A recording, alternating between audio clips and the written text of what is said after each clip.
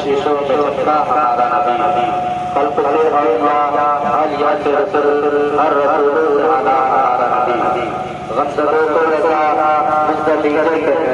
बेकसों का सहारा हमारा नबी बेकसों का सहारा हमारा नबी। आइए रसूल हाशमी की बारगाह में जिसके सत्य हम लोग खाते और पीते हैं, जिसके सत्य ये कायनात बनी और कायनात का हर जर्रा हर शय बना उस रसूल हाशमी हज़रत मोहम्मद मुस्तफ़ा सल्लल्लाहु अलैहि वसल्लम के बारगाह में सिराज आलिया पेश करें पर बाबा सल्लल्लाहु अलैहि वसल्लम नहनु इबाद मोहम्मद सल्लल्लाहु अलैहि वसल्लम हज़रत मोहम्मद और आप लोग बेकार मैं बेकारी करना चाहता हूँ, अगर बेकार ना तो बस सुभान अल्लाह बेदारी का सबूत जोर से दिया जाता है, मोहब्बत से मोहब्बत भी दी जाती है, मोहब्बत की आवाज मोहब्बत में लगाई जाती है। अगर मोहब्बत रसूल है तो बोले सुभान अल्लाह। आपका करीम सल्लल्लाहु अलैहि वसल्लम की एक प्यारी हदीस है कि आप मुसलमान हैं, आप नबी के चाहने वाले हैं, आप नबी के मानने वाले हैं, आप उस रसूल हाशमी को मानते हैं जिसका कलमा सुबह शाम करते हैं, आप उस रसूल हाशमी को मानते हैं जिसके दीन में आप रह करके उसके नाम का खाते हैं। उस रसूल हाशमी के लिए बोले सुभान अल्लाह सुभान अल्लाह बोले सुभान अल्लाह सुभान अल्लाह सुभान अल्लाह। सारे सवाब की माफी है। मैं एक आयत तर्जुमा की तिलावत किया बिल्कुल जाए तक मौत है, उसका माना मफहूम मतलब ये है कि हर चीज यानी हर जानवर जिसको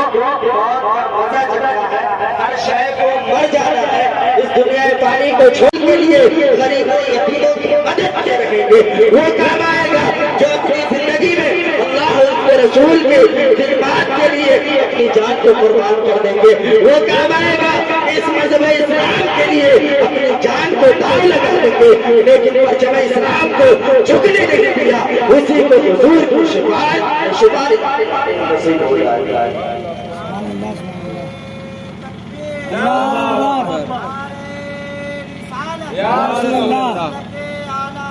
जिंदाबाद जिंदाबाद जिंदाबाद जिंदाबाद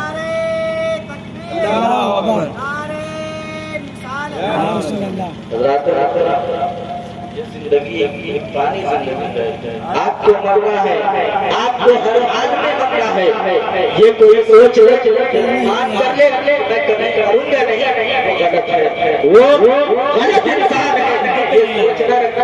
आप दुनिया में आए हैं, अल्लाह तबारक व तआला आपको इसलिए पैदा किया, अल्लाह तबारक व तआला आपके जिस्म में जान इसलिए डाला, अल्लाह तबारक व तआला इस दुनिया में आपको इसलिए रखा पैदा किया कि मेरी इबादत करे और अच्छा काम करे, ताकि मेरी बारगाह में मरने के बाद आए तो उसे सर झुकाना ना पड़े, उसे मेरी बारगाह में रुस्वा ना होना पड़े। या रसूलुल्लाह सल्लल्लाहु अलैहि वसल्लम वो कैसा मंजर होगा जब मैदान महशर में इंसान खड़े होंगे और अरीज़ा पेश करेंगे, दुआएं पेश करेंगे, या रसूलुल्लाह मुझे बख्शिश करवा दो, या रसूलुल्लाह मुझे निजात दिलवा दो।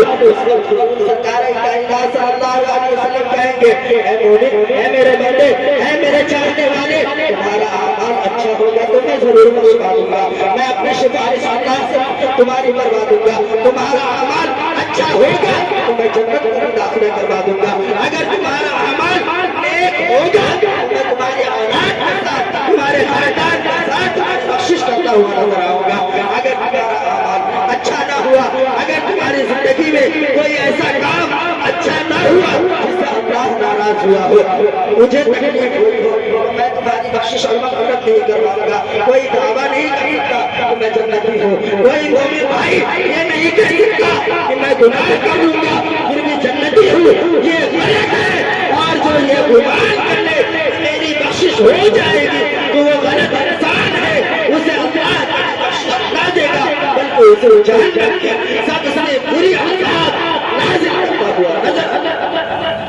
बल्कि हमारी زندگی جو ہے اللہ تبارک و تعالیٰ نے مختصر زندگی اس لیے بنائی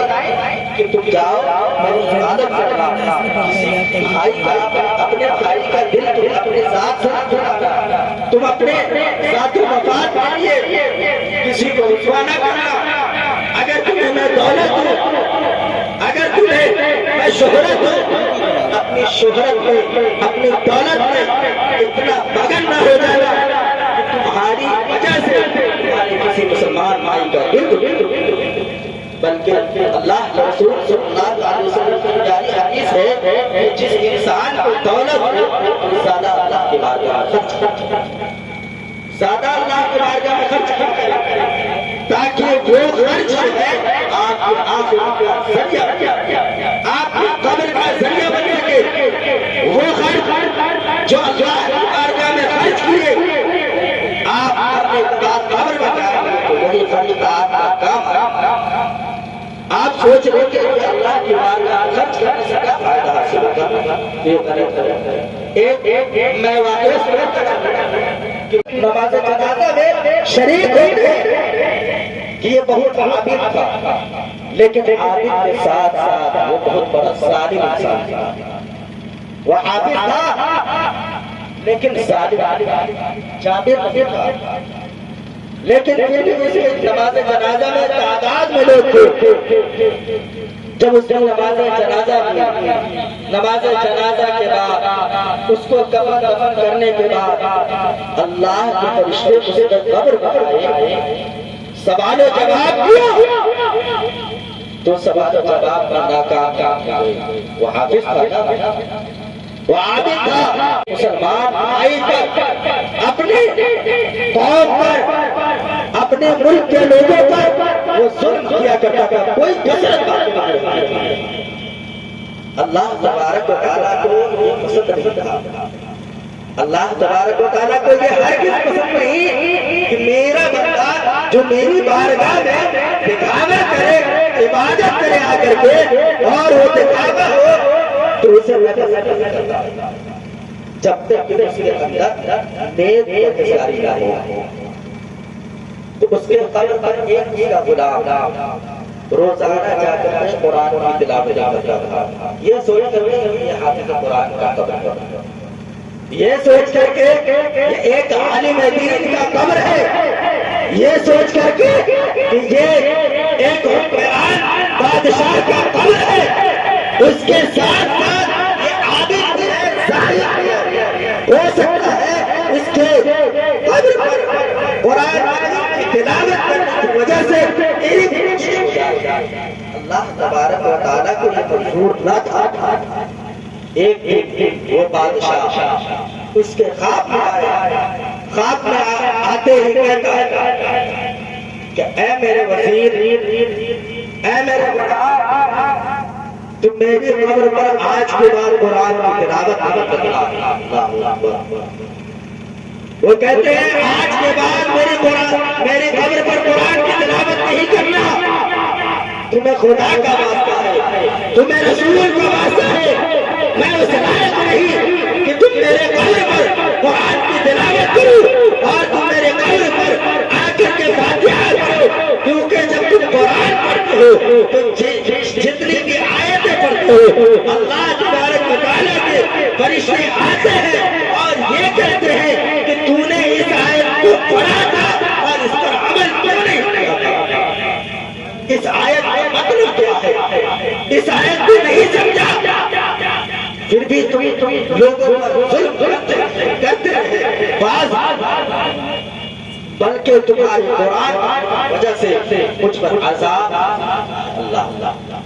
جتنی آیت کوڑے اتنے ڈنڈے مارے گئے۔ تو وہ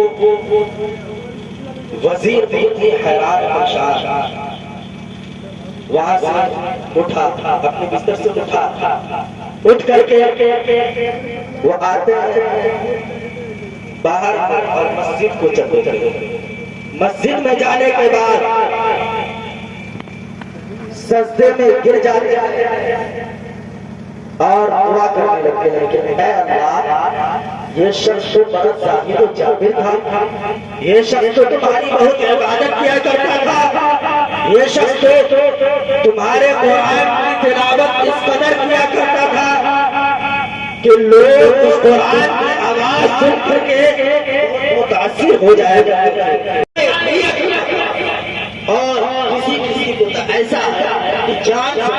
سے مار دیا۔ اللہ رب العزت کی بارگاہ سے اس کی کان میں سنائی کہ کم و بیش اس نے اب تک مومنوں کا 72,000 انسانوں کا قتل کر چکا، اس کی وجہ سے اس کو سزا اس کی بخشش کبھی نہیں، چاہے تو اس کے لیے لاکھ لائے۔ تو اس سے معلوم چلتا ہے، اس سے پتہ چلتا ہے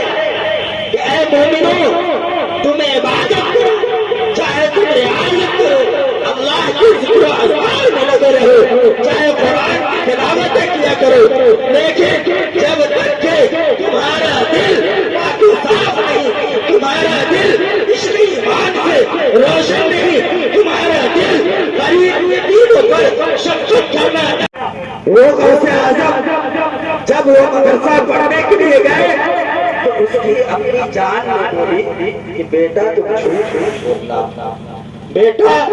لاکھ تم پر مصیبتیں آ جائے جھوٹ نہیں بولنا، بلکہ ہمیشہ سچ کا ساتھ۔ حضرت غوث اعظم کا معاملہ یہ تھا کہ جب سفر پر گئے ڈاکوؤں نے قافلے کو لوٹا، اور جب حضرت غوث اعظم کے پاس آئے اور پوچھا ڈاکو کہ کیا بیٹا تمہارے پاس کچھ ہے، تو حضرت غوث اعظم رضی اللہ تعالیٰ عنہ کہتے کہ ہاں میری اپنی جان ہے، میری